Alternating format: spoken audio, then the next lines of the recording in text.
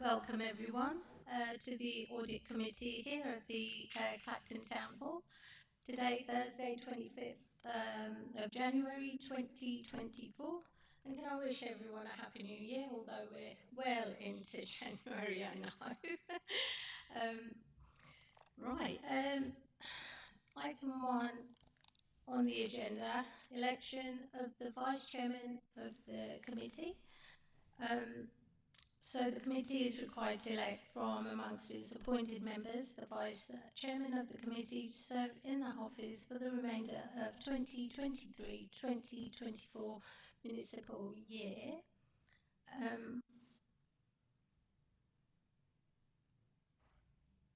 Can I take questions first? Yeah. Thank you, Chairman. I'd like to propose Councillor Zoe Fairley for the role of Vice Chairman of the Audit Committee.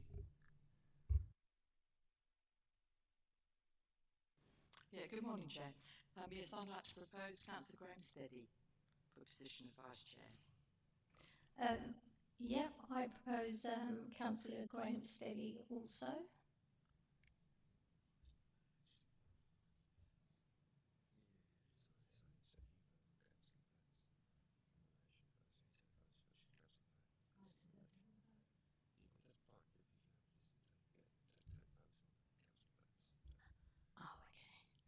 Oh, okay. So it's a no vote on that one from me.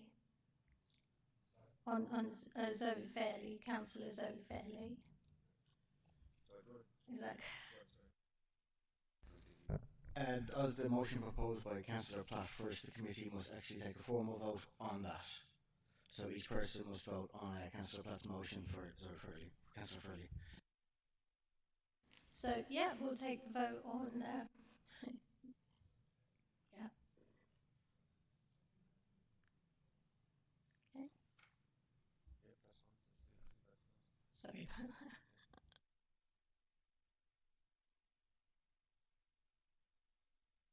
that. And against?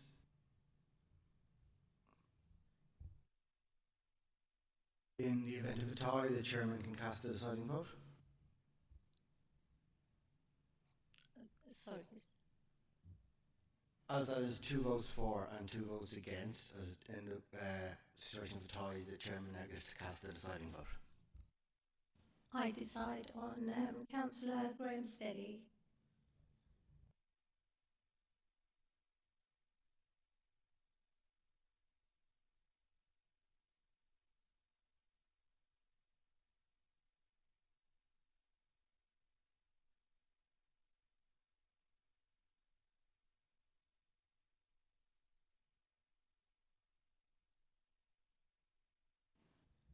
Okay, so I don't propose that vote. I don't. Not support. Not support. And now we move to the motion proposed by Councillor Morrison, which was Councillor Steady for Vice Chair. So yeah, votes please in for Graham Steady.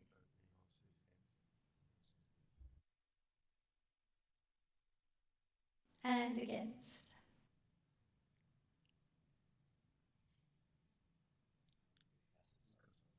So deciding vote, Councillor Graham Steady as chairman. Yes, and as has been decided 3 to 2, the motion is passed and Councillor Graham Steady has been voted as Vice Chairman of the Audit Committee. Thank you.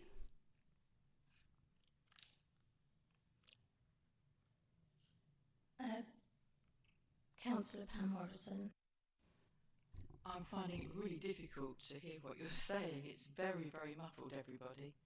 I don't know if anybody else is the same.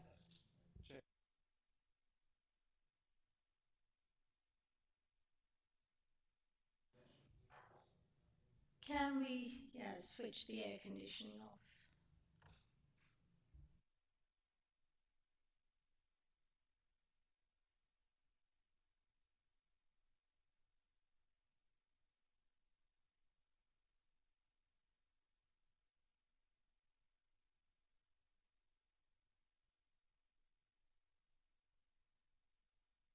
Hopefully that's better. Sorry for that confusion. Right, so item 2, apologies for absence and substitutions. Councillor Steady has sent an apology for absence. Okay. Thank you. Number 3, minutes of the last meeting. We need proposers, seconders. Oh, Sorry, Keith, could I just propose a point of clarification, please, on the minutes of the last meeting?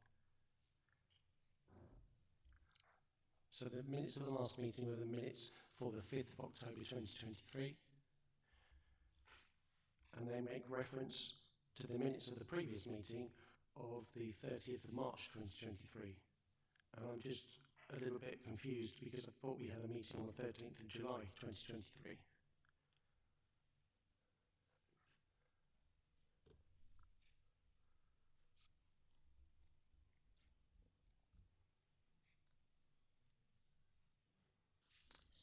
sorry, could you say that again? Certainly, Chairman. So the minutes that we are agreeing, I believe, are the minutes of the 5th of October 2023. And in those minutes, it says on item number 10, the minutes of the previous meeting, or the last meeting.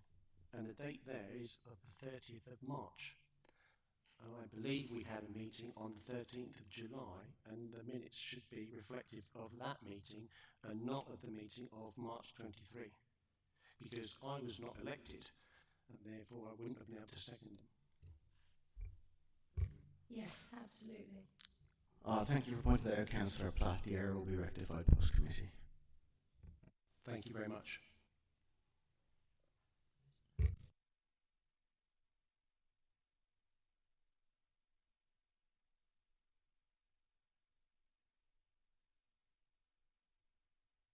Okay, so I'm happy to first that, seconder. Thank you, Councillor Fairley.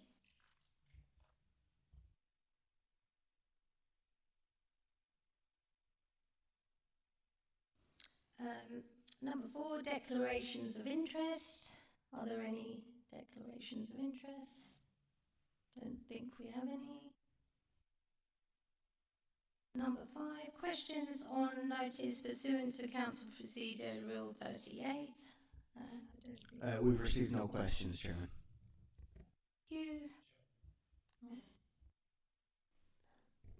Thank you very much, Chairman, for your indulgence. Could I ask our Corporate Director if he could give the committee examples of questions that may have been asked in the past, so that we can learn from those and potentially bring something forward to this committee so that we can be seen to be robust and trying to provide assurance for the council and the residents.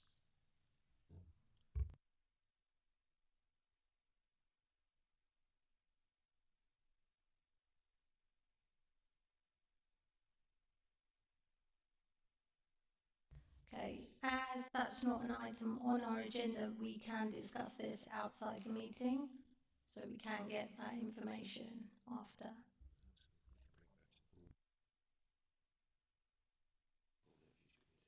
Okay, and we can bring this forward to another committee meeting in the future.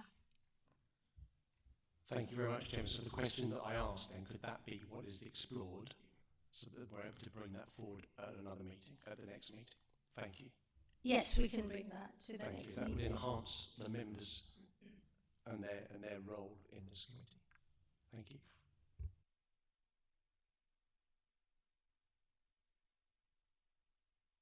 Okay, we are now going to jump to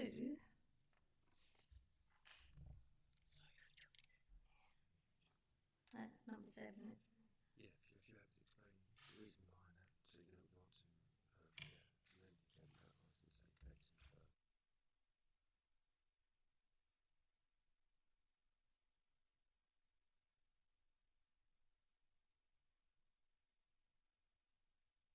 Okay, Next, we're going to item 7, report of the Assistant Director, Finance and IT.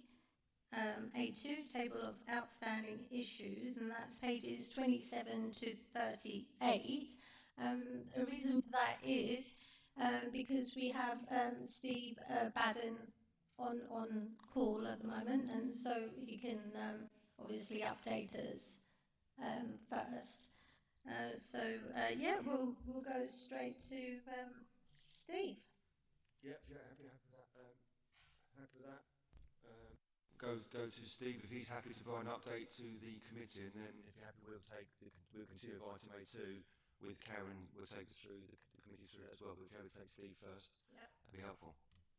Yep, that's perfect. Welcome, Steve. And yeah, if you could update us on the progress, please. Okay, thank you, Chair. Can I check if you can hear me okay? Yeah, yeah, is that yes? Yep, okay, all right, I think you can hear me. There's not a huge, well, there's some bits and pieces that I can update you on. I think firstly, I'll start off with just updating members in terms of where things are in terms of the proposed backstop dates that I've spoken to this committee before, so I'll take that first. So we are still waiting for a formal consultation to be launched by the Department for Levelling Up Homes and Communities. And alongside that, there will also be a consultation by the National Audit Office on a revised Code of Audit Practice. As I say, those consultations haven't been started yet, but our understanding and the information that we currently have is that those consultations will be launched very shortly. And what those consultations will do is to consult on a backstop date of the 30th of September 24 for any audits to be complete. So any audits up to and including 2022-23 to be completed by that backstop date of the 30th of September 24. Now, I think members will be aware that there are a significant number of audits outstanding for years 21-22 and 22-23 across all suppliers. So regardless of which firm has been appointed to audit individual councils, there are a large number of audits that are not yet complete for those 2 years. I think what the backstop date is likely to bring about is that there will be a large number of audit opinions that will be either well qualified either through a limitation of scope because the auditor hasn't been able to complete their audit work on a particular year of account and are only able to offer limited assurance over some balances, or alternatively, the audit opinion where the auditor hasn't even started the audit will be disclaimed in its entirety. So there was a letter that was sent by the Minister for Local Government to the chair of the Select Committee for Homes and Communities. I think that letter was sent either at the end of last week or earlier this week, and that kind of set some of that detail out. As I say, though, there hasn't yet been a formal consultation launched that would bring about that, though our understanding is that that will happen very soon to bring that about. I think the position that will leave us in for tendering is realistically we will not be able to complete audits for 21-22 and 22-23 in the period between now and the end of September. So our expectation is that those audits will be caught by those backstop dates and qualified in some way. We think there is likely to be some slight differences in terms of value for money conclusion, because our understanding is that auditors will still be required to do some work around that. So whereas at the moment we give an opinion each year on value for money arrangements, we expect to have to give one value for money conclusion that would cover a number of years. So it would cover the period in tendering's case for 21-22 and 22-23. So that's the position as we understand it currently. As I said a couple of times, there isn't yet a formal consultation that's been launched by the government on this, but we are expecting it to be launched within the next week or so. And we expect that to bring about that backstop date of the 30th of September 24 for those open audits. Happy to take any questions on that if members have any.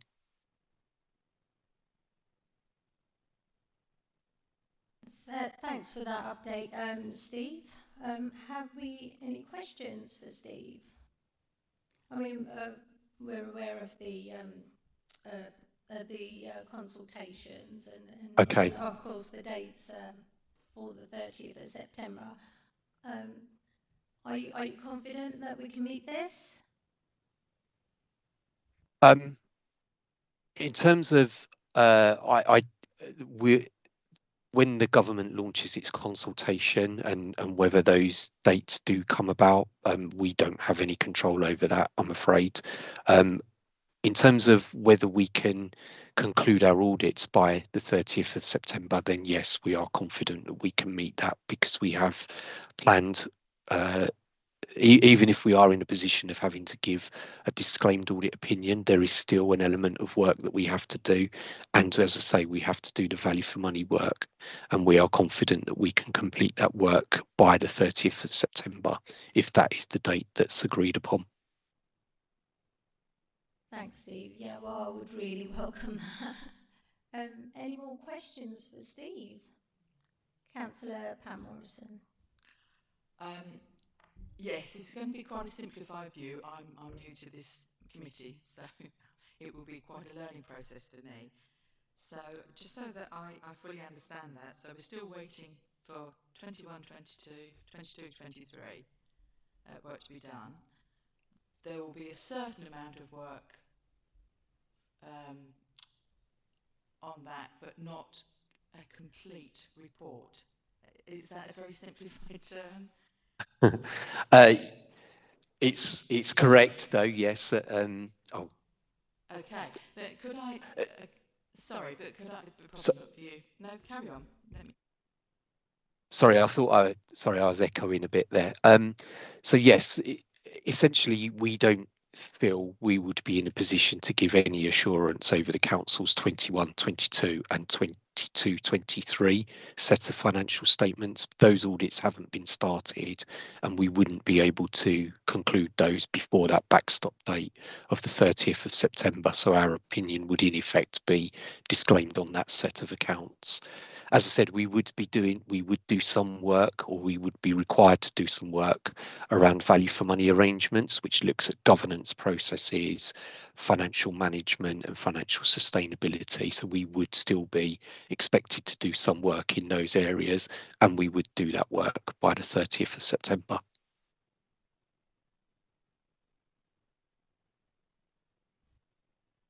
Carry on. Again, quite a simplified question, but obviously, presumably we pay for this service. We do. So if we're getting a reduced service, is it a reduced cost? Is my question.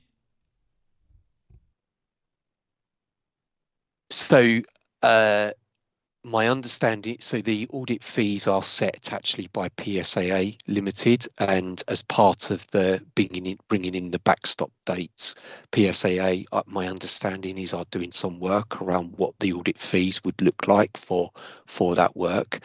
As I say, even if we are having to give a disclaimed audit opinion, there is still an element of work that we need to do around that.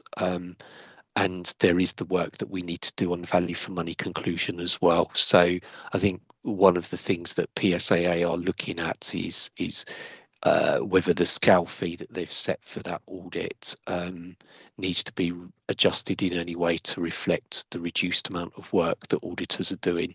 But I can't give you any further detail on that at the moment, I'm afraid, other than yes, there would still be a fee to pay.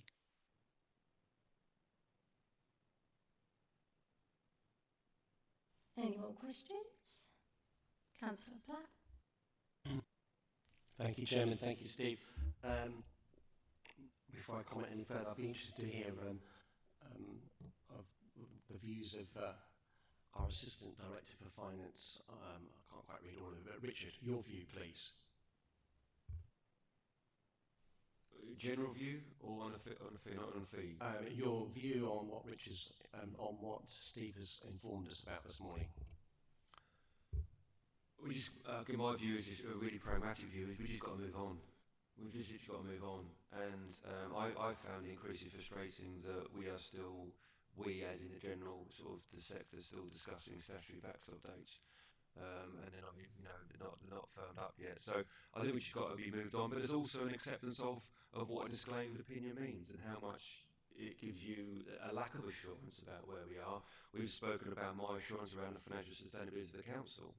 That's fine. I'm a statutory officer, I can give you that, but I equally need an independent view from auditors to give you that assurance as well. So if you're interested in where we arrive at about what level of work is not finished in terms of what assurances you feel are still outstanding, is there a gap to fill?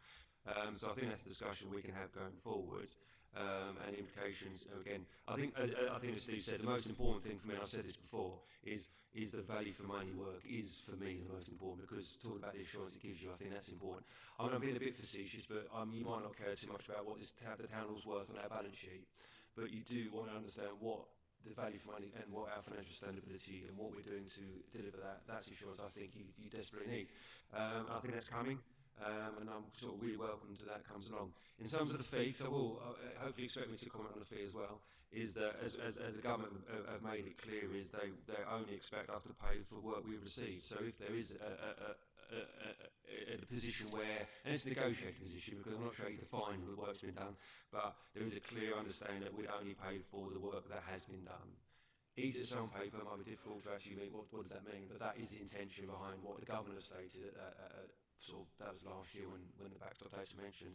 Well, they were given that assurance as well, and everyone's saying the right thing, and Steve's confirmed that as well. That is the position that we'll deal with as we go forward.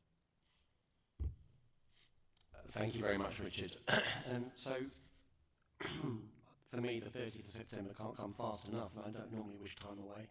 But there we are. Steve, the value for money work that you still have to do, on a scale of 1 to 10, 10 being good, 1 being poor, what level of insurance can you give us that you'd actually be able to complete that work by this date?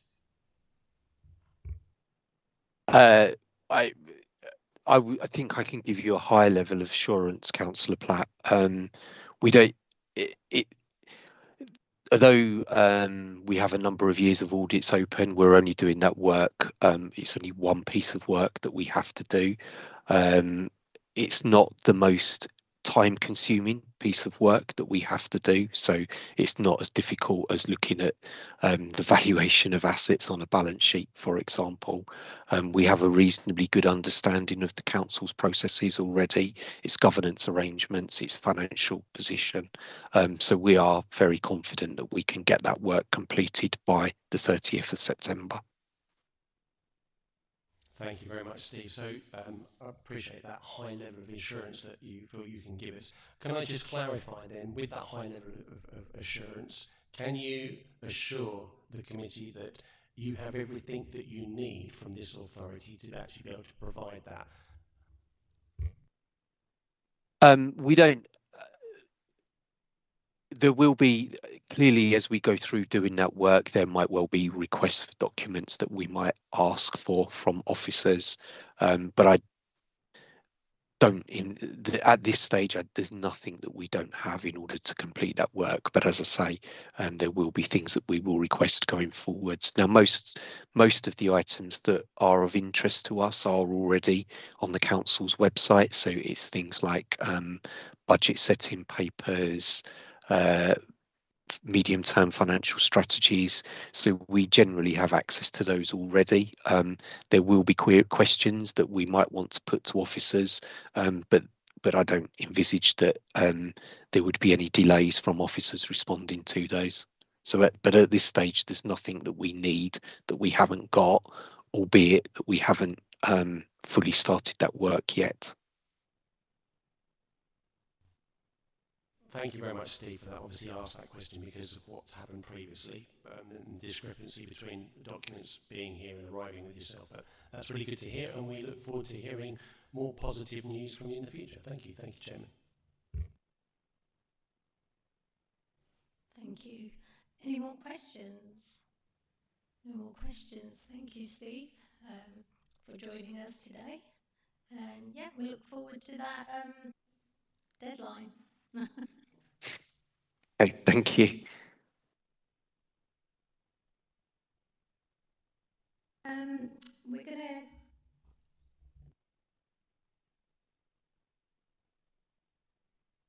So we're going to carry on with item A2, and Karen, if you could take over. Thank you, Chair, and good morning, members. We'll go through the rest of agenda item 7 now, which is the table of outstanding issues reported to each committee. Appendix A is the table of actions from the committee, and Appendix B, which we normally present, is actions against the annual governance statement. Work remains ongoing to provide the committee with a up-to-date position on that one, so that will be coming to the March 24 meeting. So today it will just be Appendix A to be considered.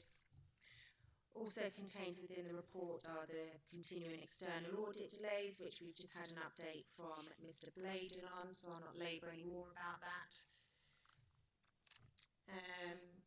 Another matter to highlight is the corporate risk register, which was considered at this committee's meeting in July 23, with the 6-monthly update scheduled for today's meeting. However, again, work remains ongoing to collate that in its entirety, so that will be presented to the March 24 meeting, and that puts us back in line with the original 6-monthly work programme of the Audit Committee. And then further updates are contained within Appendix A, and I'm happy to answer any questions on them. Thank you, Chair. Thank you, Karen. Steve, I just wondered, did you want to stay on, or did you want to? I don't. I'm happy to, Chair, if you felt that you needed, if you felt there would be any further questions you want me to answer.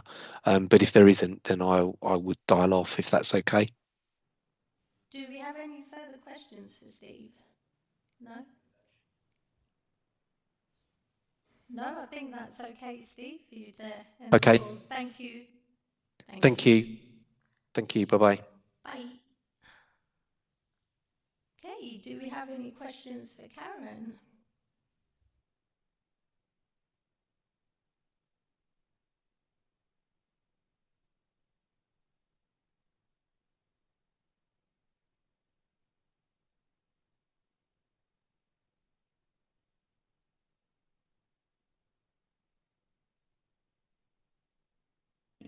Yes, regarding obviously item A2. Thank you very much, Chairman. Thank you, Karen, for the presentation here. Looking at Appendix A, I'm just really pleased to see this. Thank you very much. I haven't got a timeline here. I don't know whether we need a timeline, but I'm just curious as to, if we take the first one, the government principles, recommendation, etc., lead, there's no timeline for us to follow that through. It might be something that is gone in 6 weeks. It might be something that is on here for a year. I just wondered if we could just include a bit of a background timeline so that we would know how things might be progressing through. Does that make sense to you? Thank you, Councillor Pratt. It does make sense. What we try and do is give you the most realistic and relevant dates as and when they come. So I think that's as much accurate information as I can give to you at the moment as part of that update. I don't know if you have anything to add on that, Richard, at all. Apologies, what item was that, Councillor Platt? Sorry. I was just looking at the appendix and thinking to myself, okay, so when did the work start on this particular issue? Sorry, what issue? Sorry, I didn't hear you. I'm on appendix A. I'm just looking at it in general. In general, okay. Yes. Yep. So that we can follow a progress of something through as to when it's begun and when it's coming to an end. Yeah. So it's just in general terms. Yeah, fine. Basically, this is your document. So we want to make sure that anything you raise is not lost anywhere, and we're scrubbing around thinking what we want to make sure it stays on there until such time as you're happy that it's been dealt with. And as Karen said, the dates that we'll discuss, a lot of these will be discussed with services and departments in terms of delivery. So if you want us to reflect something else to give you that kind of a bit more kind of timescale around that, that's absolutely fine. We can do that. So I think we've gone with give you sort of indication of where we are with it. If we want to sort of tighten up on that, that's fine. We can take that away and give you much more certainty around when those planned actions are taking place. That's absolutely fine. And then just Karen, one more thing about the whole 6-month issue. I think I read that and was a little bit. You did mention it in your report about it coming into time. Where is it now? It was something that happens every 6 months. The risk management contained Thank within you the very main much. body. Yeah. So what page is that on, just so I can catch up?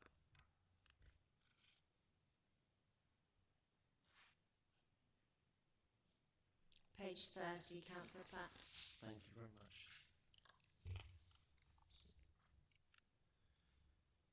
Right, yeah. Other matters to highlight. Yep, so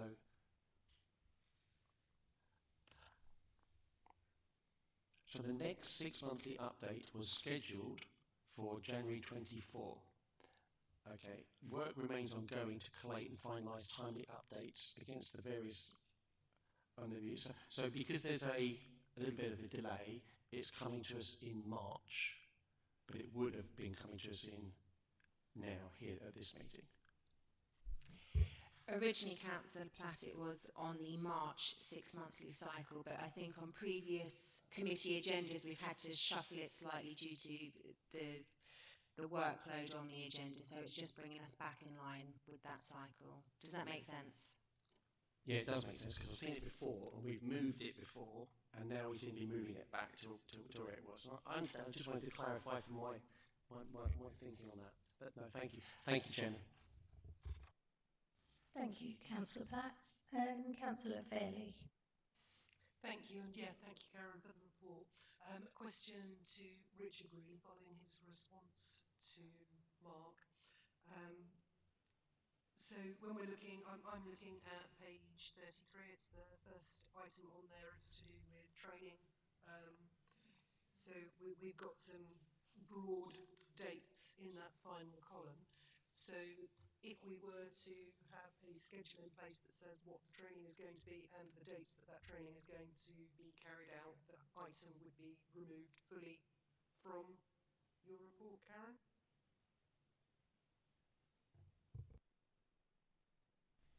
Thank you, Councillor Fairley. The items that we will cover within the training will certainly be removed and noted within it, but I think there are ones that will be ongoing which will need to be contained within until they're completed too. Thank you. Would it be possible to, or when would it be possible to have a schedule and what the training is going to be for that schedule for this committee? So I'll sort of answer your first question first, that's okay, Councillor Fairley. I think it's one of those items that probably never leaves this. I don't think it'll ever be a position where we go, we've covered everything. It's probably always ongoing, isn't it? But from a managing that perspective, it's a case of is there anything missing? Because there's all sorts of opportunities to do. We've got to do some work on the effectiveness of an audit committee, and is there training requirements for this piece? So it's one of those ones that's going to always be on there, so it might be a permanent fixture, who knows? But I think going back to the purely pragmatic point is, I think it's availability, isn't it? We're trying to sort of plug in the external sort of trainers availability. Once we've done that, to be honest, we're kind of doing two at a time. We're sort of getting, can we get them in for sort of those two sessions, and then we pick off the others because there's some items we identified, which is on that column, progress comments, about those high level themes we want to cover.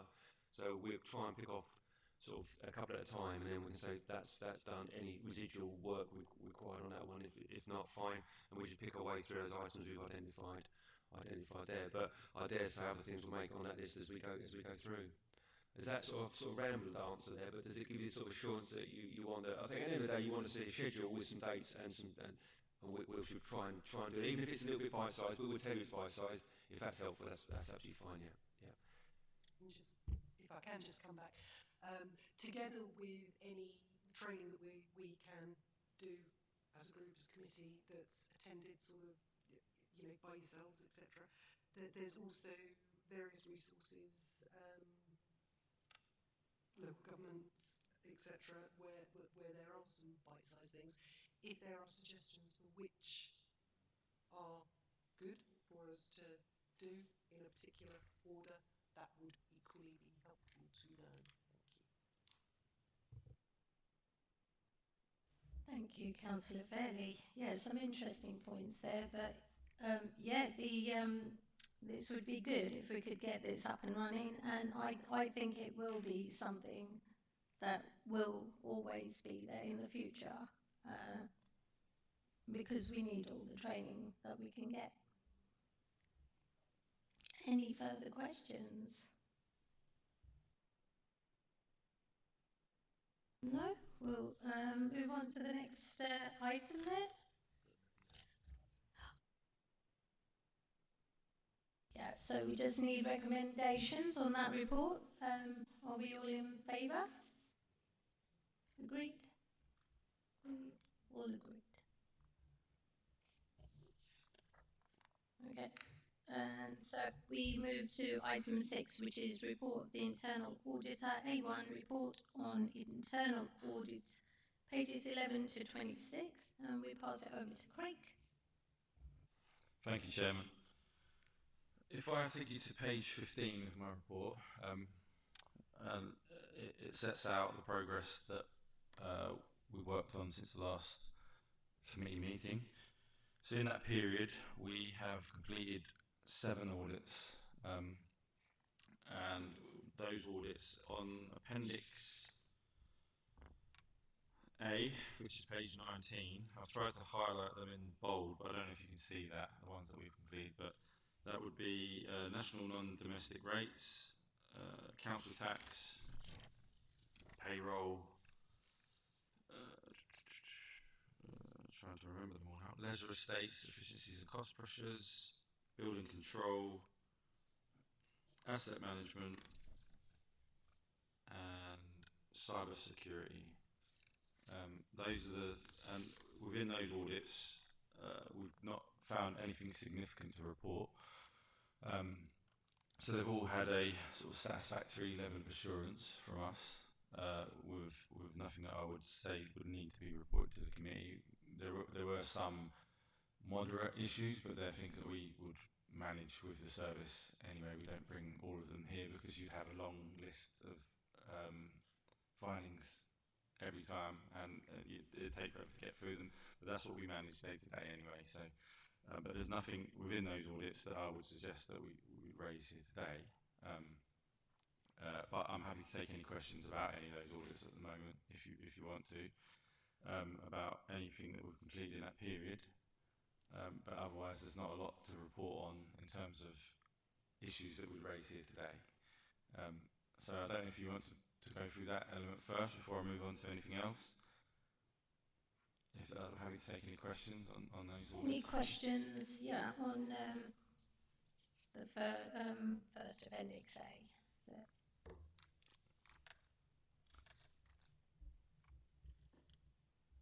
No? No. No? Oh, appendix A with Craig. No? Okay. No?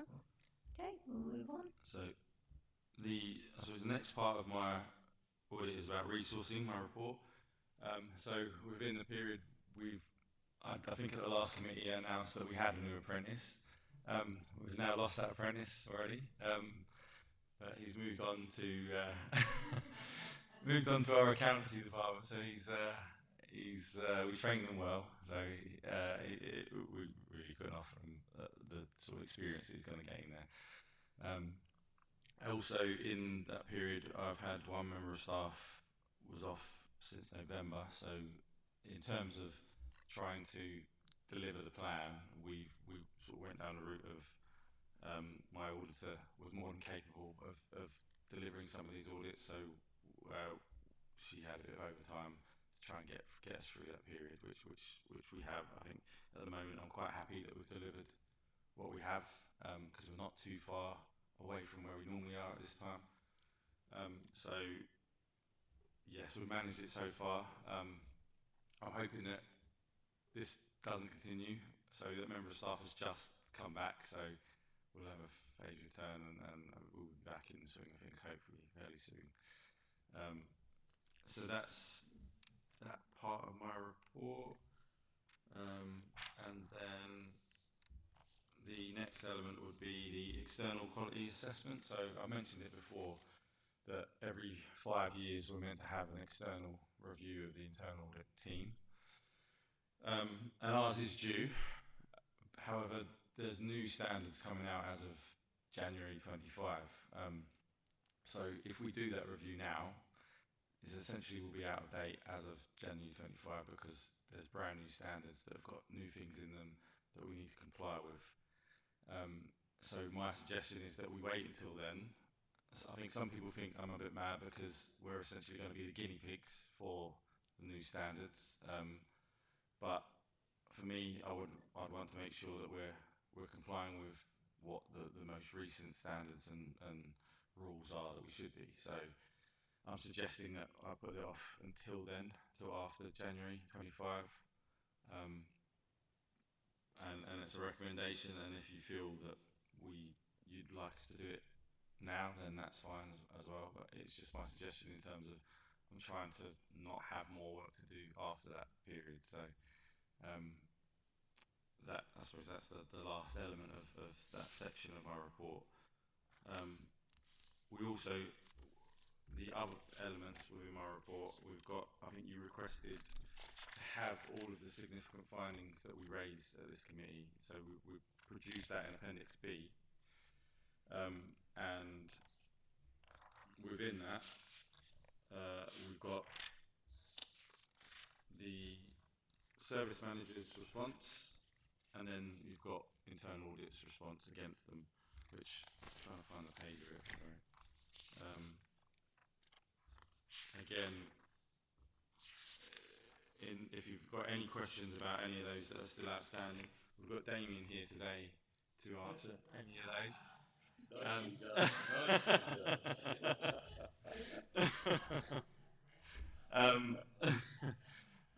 But I suppose again, so any questions for you?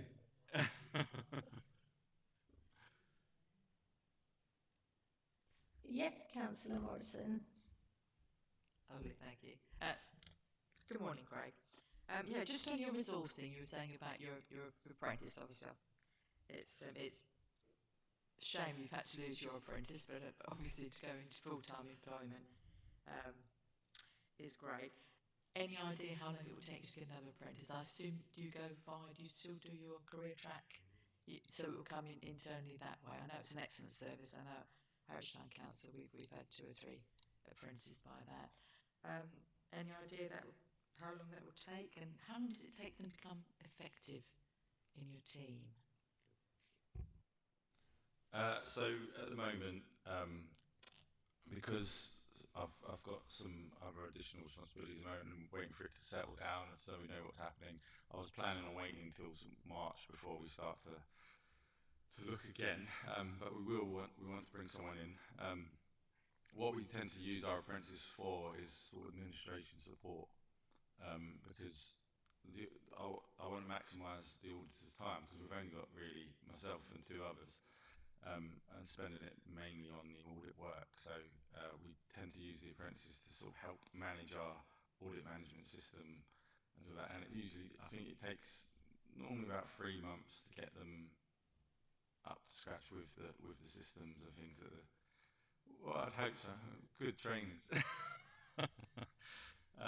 So yeah, that depends, but it depends on the situation. Who we've got, the maturity of the apprentice. There's lots of things to take into account, I guess. I hope that answers your question. Just also to say, obviously, you've had a member of your staff has been off ill. I'm sure everybody on the committee hopes that they get back to full strength and they're well again very soon. Okay, thank you.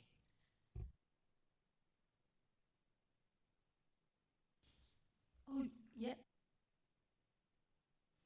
I want to put Craig on the spot a little bit because I think it's really important resources, and the thing that keeps up at night is the audit coverage, isn't it? The audit coverage, and what you're trying to achieve with that audit coverage. And at the end of the day, you've got to do enough work to give assurance on the internal control arrangements within the council.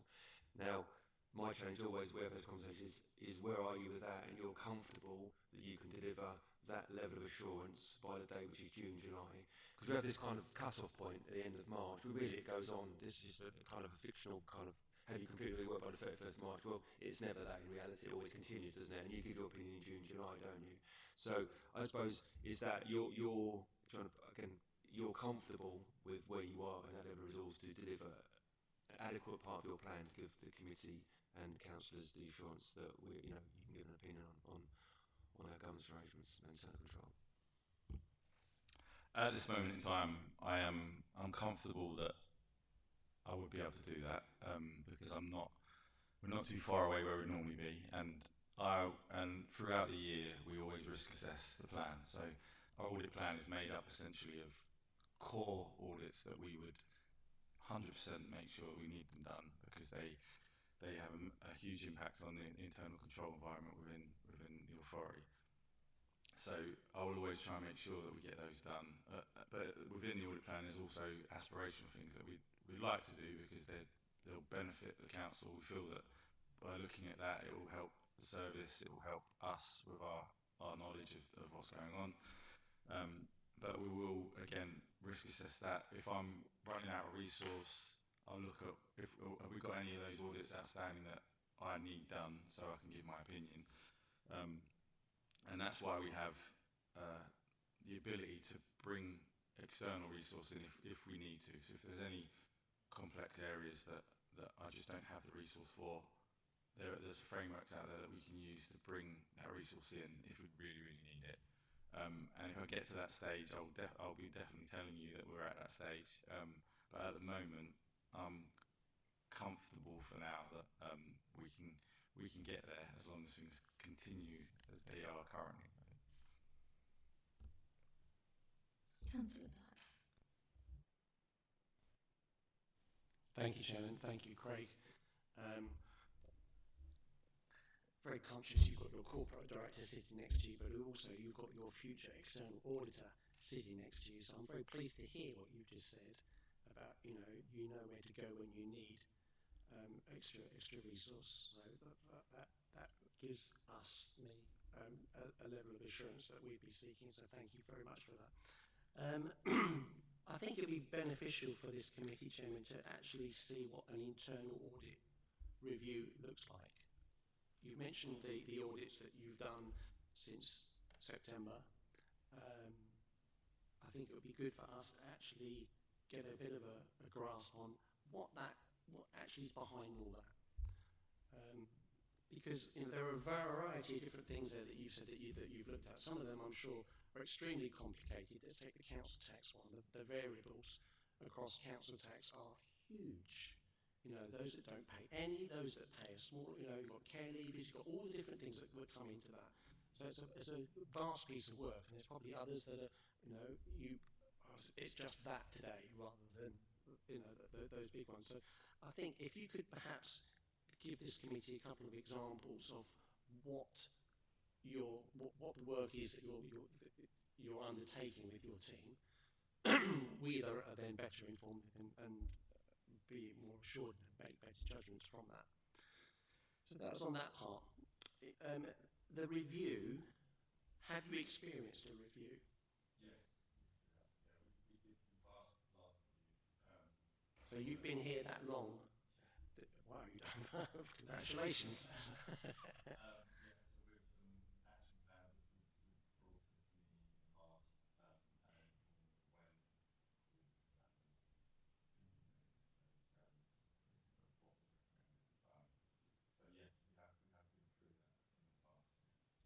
That's great. Okay. Do you know what the cost of the review is to the authority? I don't. It could be a ballpark figure, but we're talking up to £5,000, maybe something like that, to get it. So you're asking the committee to make a decision on to whether we go ahead with a review before the 2025 new implementation. Yeah. It's just to get a gauge as to if we're minded one way or another, what the cost implication might be. So your estimate is around about £5,000.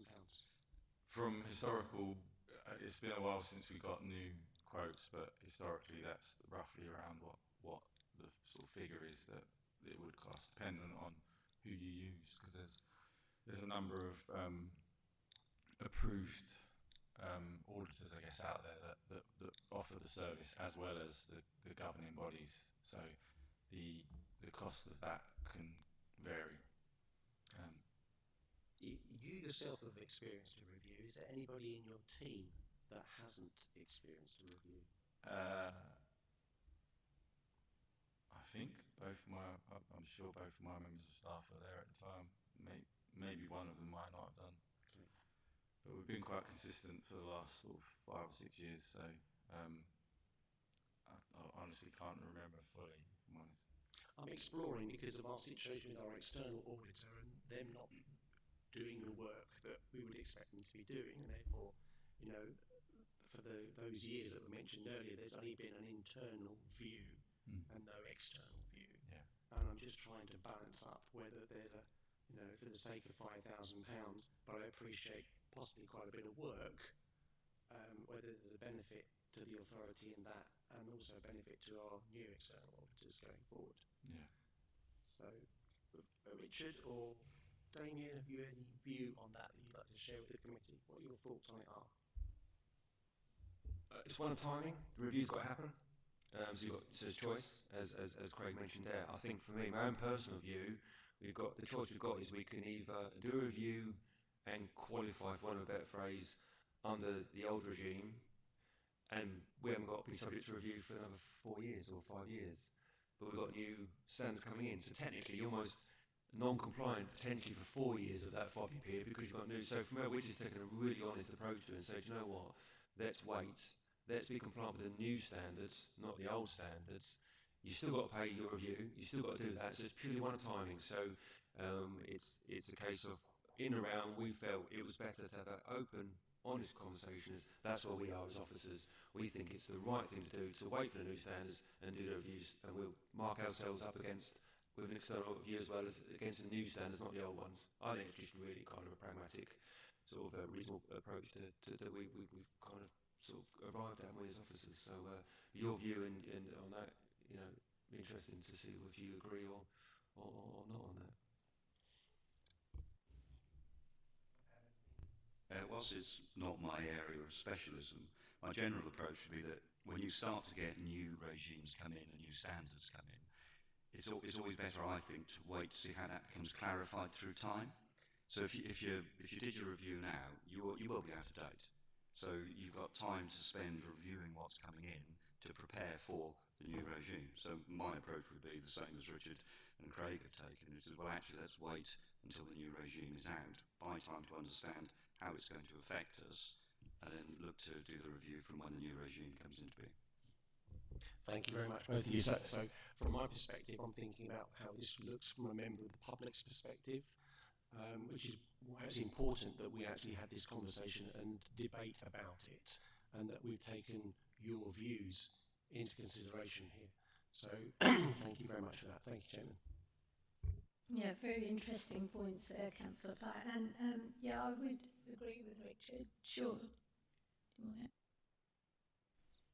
Could I ask you, James, just because, well, your point, and it's interesting because we talked about training there, didn't we, about having a walkthrough of an internal audit. Fantastic idea. I think for our perspective, that could be another little session, couldn't it? We can just take you through it, an hour or two, couldn't we? Just walk through exactly what happened, where did it come from, your risk review, and a walkthrough. If you think that's a really good training session, which I think it would be a great training session, then we can add that as an internal one. So we can do that internally, can't we, quite quickly? So we'll add that if you're happy to do so, yeah.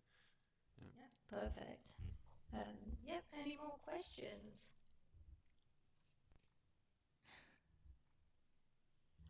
Are we on Appendix B now? We are, so any questions for Damien? I have a question. Could you just update us on the recycling to start off with?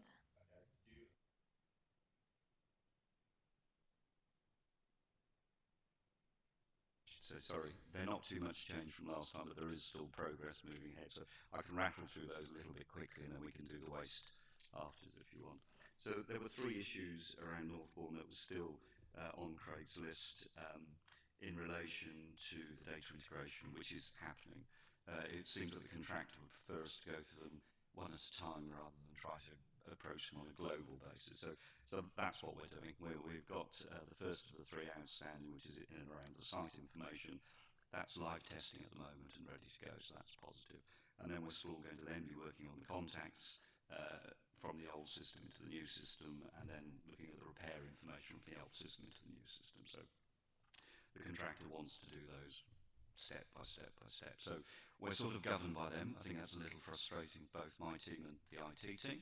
But nevertheless, we're going to obviously be compliant and work towards resolving that as well. The second item on there was about the frequency and effect of the working group. Well, I mean, that's obviously diminished because we've got to a point where the once of software is being used and we're actually looking to expand that out into the engineering team as well. So we're doing another piece of work there. We're waiting on smartphones so that all the individual operatives will have the smartphone, they'll have access to that data, they'll have access to the jobs and obviously be able to fill in that.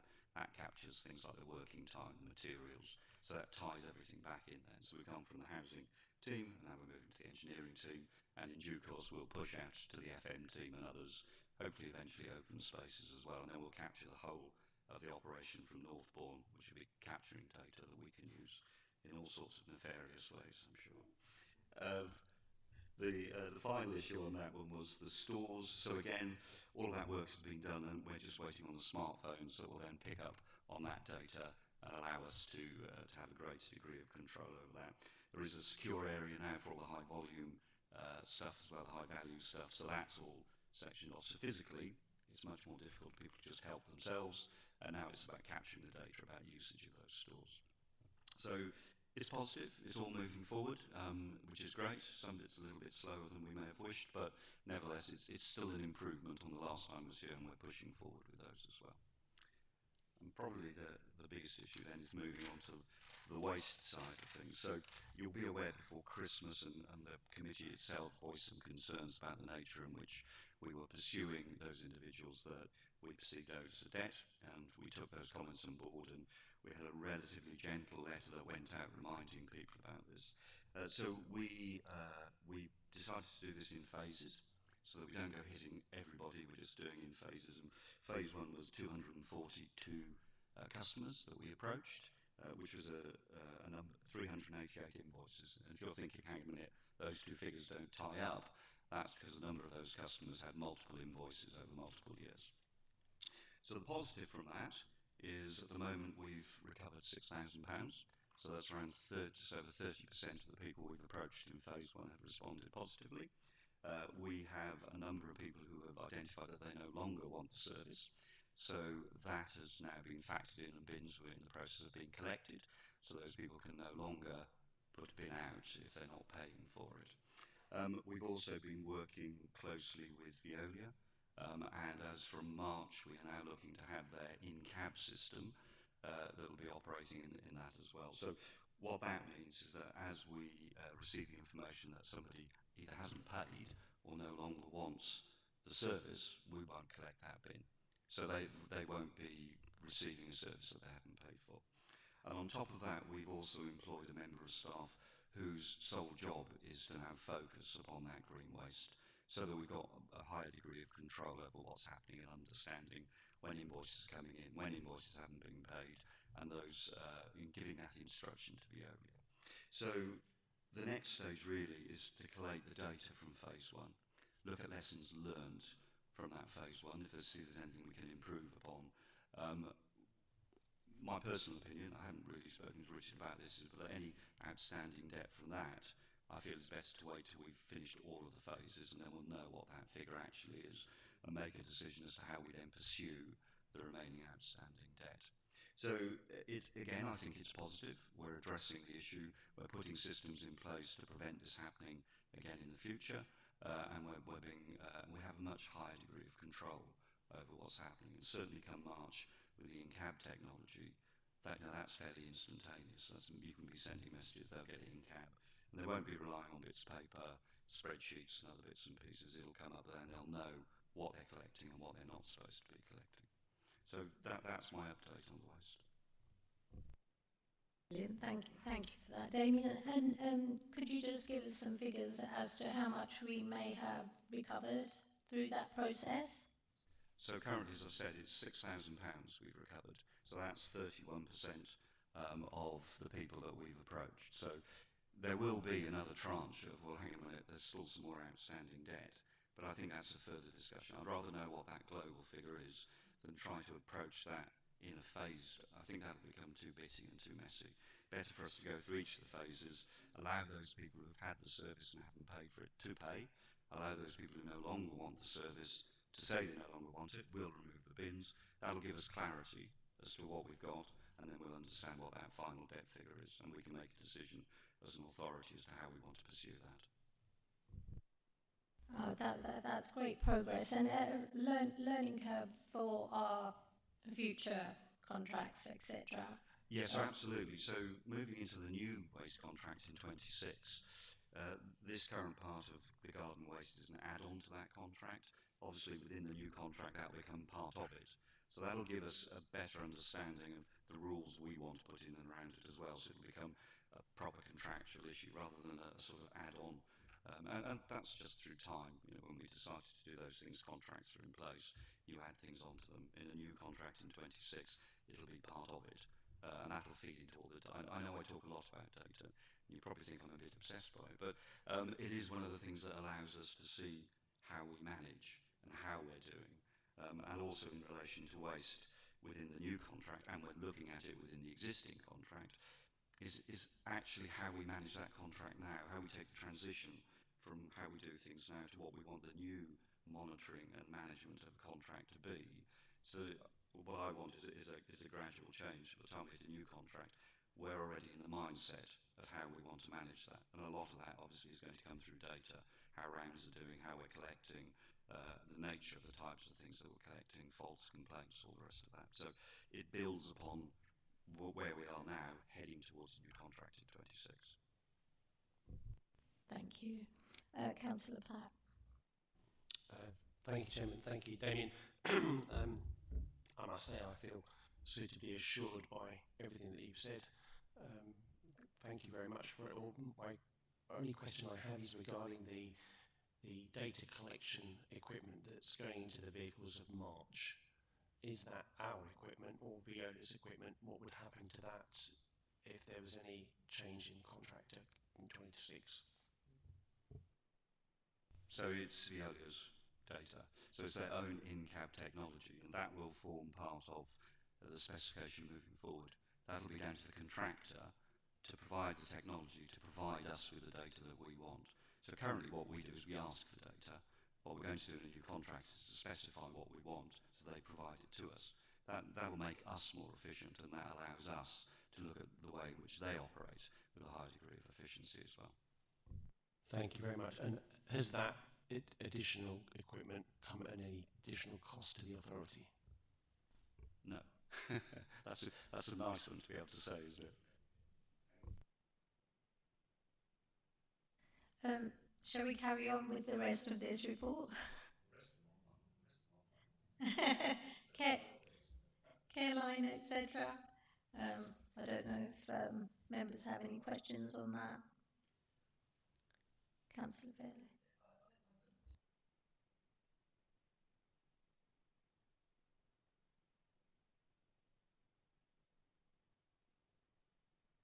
Yeah, if you want to do your question there. Regard to Caroline, there's some comments there about whether debt is, you know, reasonable to collect, if you like. How do you decide whether a debt or not is viable for collection?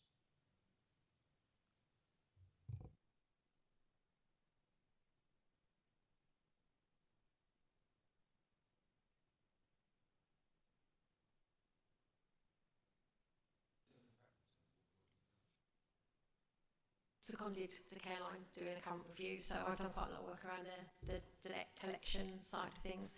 So we've created a full-time role there, and we've got an officer that's working solely on the debt collection, which was only a part-time role before.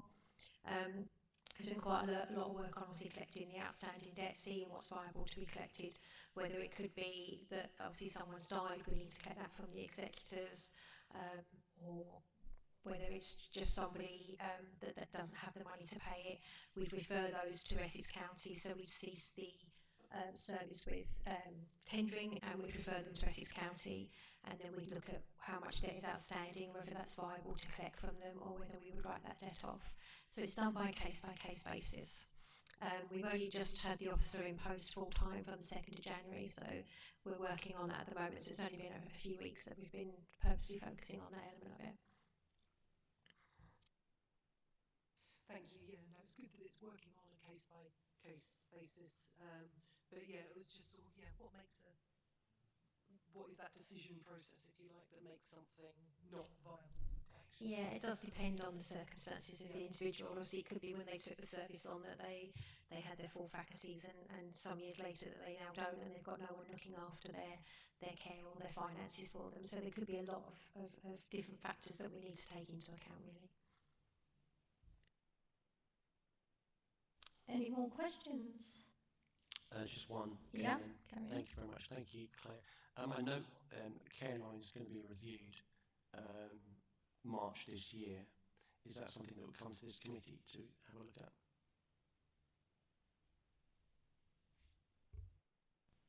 Not automatically. It's a report to Cabinet on the future of Caroline, which takes into account everything that Claire's been working on, so it presents some options and bits and pieces. So that's a report that's going to Cabinet. Whether the committee's happy to sort of, you'll see that as members anyway, you'll be available. Is there anything from a governance perspective and audit perspective that you want us to look at or bring back to a future meeting, then please let us know. Thank you, Richard. So just going back to where it highlights the issue about struggling to provide the expanded contractual service and underperforming regarding call response times and the availability of trained officers. I just wondered it's something that perhaps we could explore. Those points have got a feature in future of the service, haven't they? So that report that's being worked on should be covering those issues. It should be addressing those issues. So the good thing is you've raised those concerns. I think we'll make sure they are reflected in that report that comes forward to Cabinet in March. But again, it's always around that assurance you've got, that satisfaction. Your roles overlap then because Cabinet look at the same thing, won't they? They want to make a decision based on that assurance as well. So, but yeah, if you're happy to see the outcome of that one, because I think it's directed at Cabinet, but I think it's going to answer your questions as a committee as well. So yeah. Okay, any more questions? More questions? In that case, we'll recommendation. Yeah, if you're happy there, I think as written, because I think as you said, you've discussed the issue, the recommendation about the 5-yearly external quality assessment. But also, I think it'd be useful is that that walkthrough training. So the recommendations that as written, plus the fact you request that walkthrough training on internal audit will be added to the 10 outstanding issues.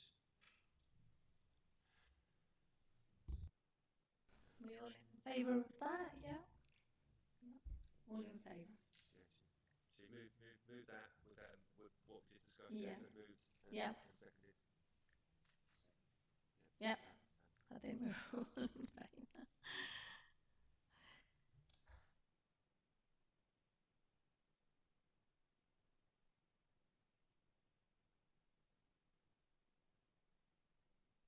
So we come to item 8, report of the Assurance and Resilience Manager A3 Anti-Fraud and Corruption Strategy Report. We have got the report. So take it away, Claire. Good morning, everyone. With my other hat on as the Assurance and Resilience Manager, when I'm not reviewing Caroline, this report comes to you once a year regarding the anti-fraud and corruption strategy, just to give you any updates and assurances around that, really. So all the contents of the document has been checked, and all the regulations and everything stated in it are still up to date and relevant to the document. There's been very few amendments in the document this time, just a few minor amendments, and then just an update to the main schedule itself. So really it's just for you to agree the contents of that. And just to bring to your attention, for the next update, we will be bringing some extra matters before you relating to cyber security and external funding, and we'll be doing a review of that and be bringing that back to a future meeting for you. If there's any questions? Any questions for Claire? Yes, sir. Yeah, no, just one, and it's common, it is a question, but on page 9, there's a couple of boxes on there, and within each of those boxes, it's saying the council expects. There's a couple of expectations within the top box, and then at the bottom box, it's like this is not an exhaustive list. Therefore, officers should act in accordance with appropriate legislation. I just wonder whether if you then turn over along page 10 where it's got definitions, you've got a risk there and then what the council does. And I just wondered whether there was anything in terms of how the council follows up on those expectations, or what monitoring the council is doing to make sure that those things are happening within that, but like maybe the wrong place. And yeah. I mean, if anybody wasn't following the rules, that would be brought to my attention and to the Chief Auditor, Internal Audit Manager, and we would obviously review that process and make sure that that was investigated fully.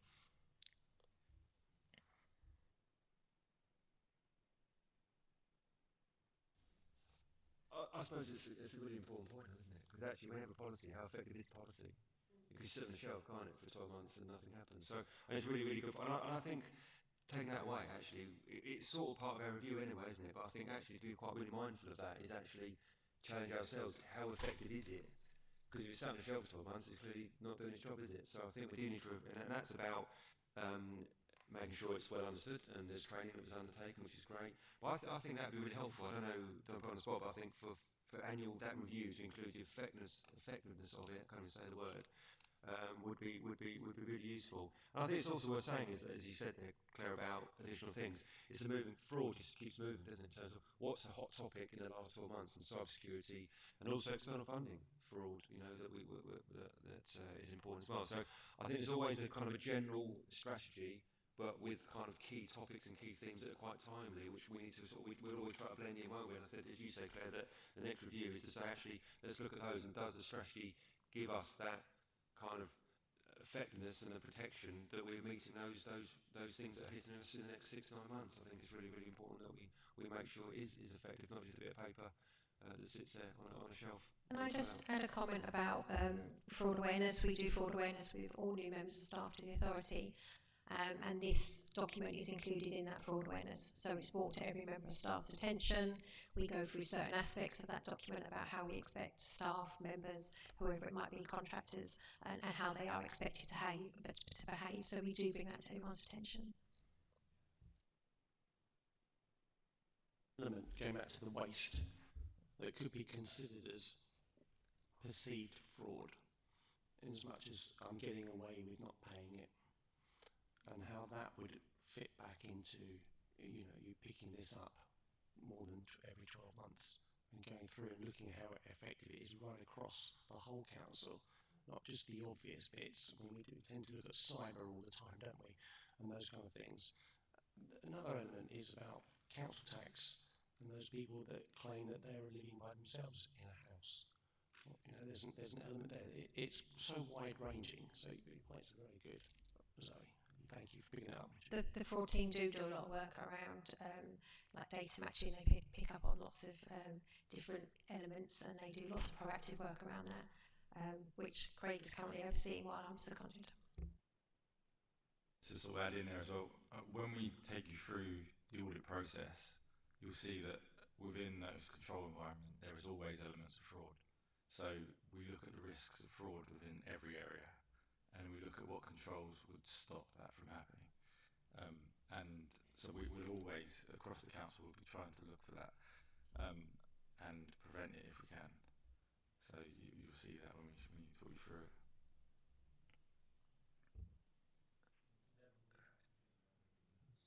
No, no.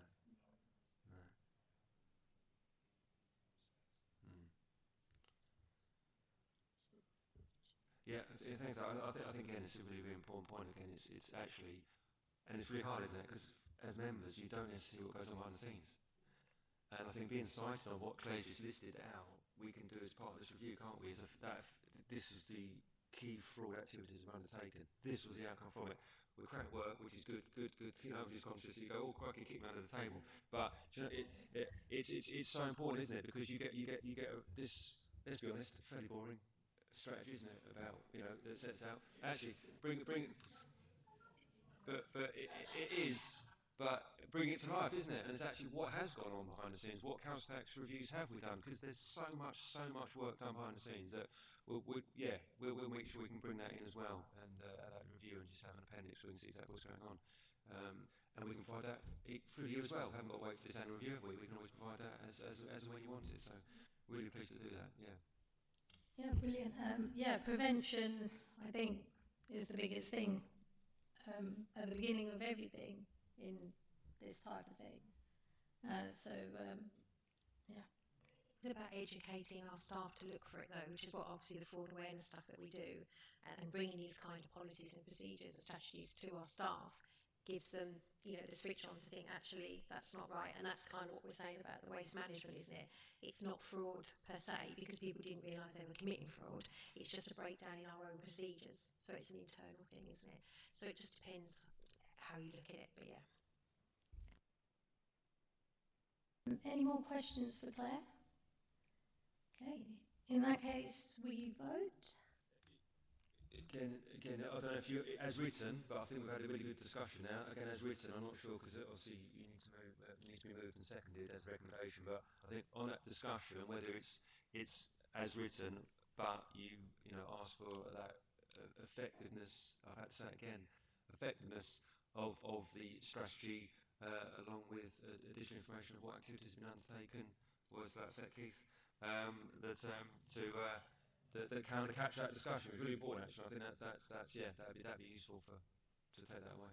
So, on that basis, if you're happy that that reflects the gist of the recommendation, unless you want to, I'll put you on the spot here, won't read that out. But if that's what you're moving and that's what you're voting on in terms of seconding, if you're happy with that, that's Yep, fine. I move that. Any seconder? Councillor Fairley.